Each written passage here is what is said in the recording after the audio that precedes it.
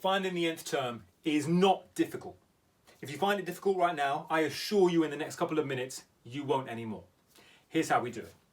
So if you've got a linear sequence here, linear means it goes up by the same amount each time. We first of all find out how much it goes up by. So 6 to 10, that's plus 4. 10 to 14, plus 4. 14 to 18, that's plus 4. So we know it's a linear sequence because it goes up by the same amount each time. That 4 goes in front of the n. 4n. So that's our first part done.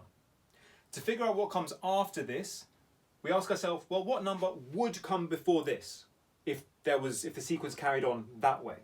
Well, because these are going up by 4 each time, it would make sense that the one before would be 4 below. So 2, and that's a positive 2. So we write positive 2. And that's literally it. That's the nth term of that sequence. All right, let's try another, this time with some negatives. So we start the same way. Ask ourselves, what do we have to do to get to each of the next numbers? So minus 12 to minus 20, well, that's going further into the negatives, right? By 8. So that's going to be minus 8. And here again, from minus 20 to minus 28, minus 8 again, and another one, minus 8. So again, we know it's a linear sequence, so it is going to take the form of something n plus something. And that value in front of the n is going to be the minus 8. Nice and easy. Minus 8n. Now, what would be the term that goes before the minus 12?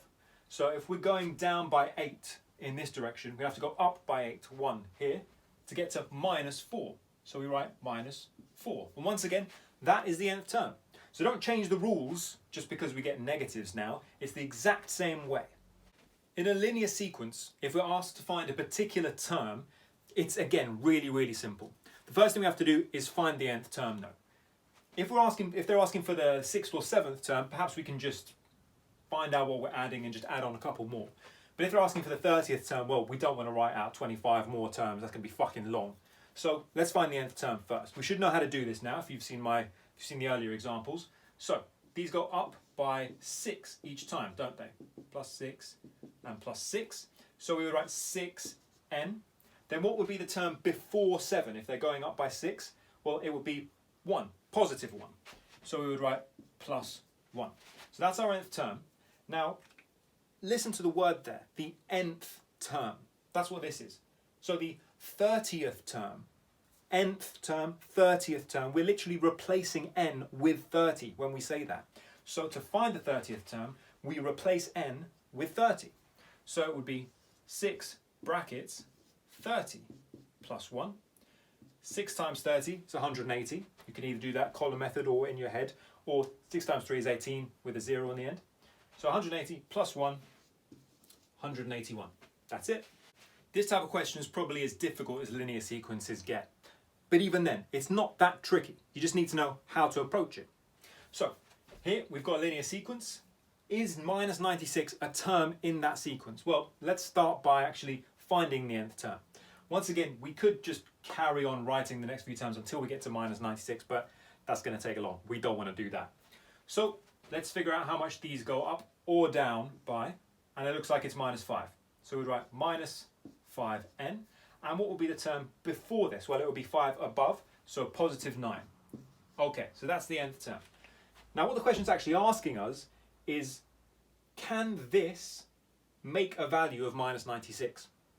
So let's say this equals minus 96, and then we're going to try and solve it and see what value we get for n. So go to a bit of algebraic manipulation here. So we want to get n by itself. So first we want to move the 9 to the other side, because this minus 5 is very closely attached to the n. So we'll move what's less closely attached first. So let's minus 9 from both sides. So minus 5n equals minus 105. Then we're going to divide both sides by minus 5. So that's going to make n equals positive, because the negatives cancel out, positive 21. So that means minus 96 is the 21st term. So because we've got a whole number here, that means it is the 21st term. If we got something like 21.5 or 19.6 or anything that wasn't a whole number, it would mean it's not a proper term. So the fact that we got an integer, a whole number, right there, means yes, minus 96 is a term in the sequence. Okay, so this question really should be fucking simple. Let me break it down for you. For n plus 3, find the first 3 terms.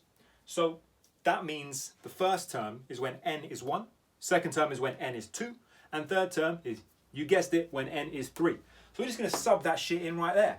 So first term, 4 times 1 is 4, plus 3 is 7. Second term, when n is 2, 4 times 2 is 8, plus 3 is 11. And in the third term, when n is 3, 4 times 3 is 12, plus 3 is 15. And then we can always double check to see if all these things are going up by the same amount each time. So 7 to 11, that's 4. 11 to 15, that's 4. So we know we're right.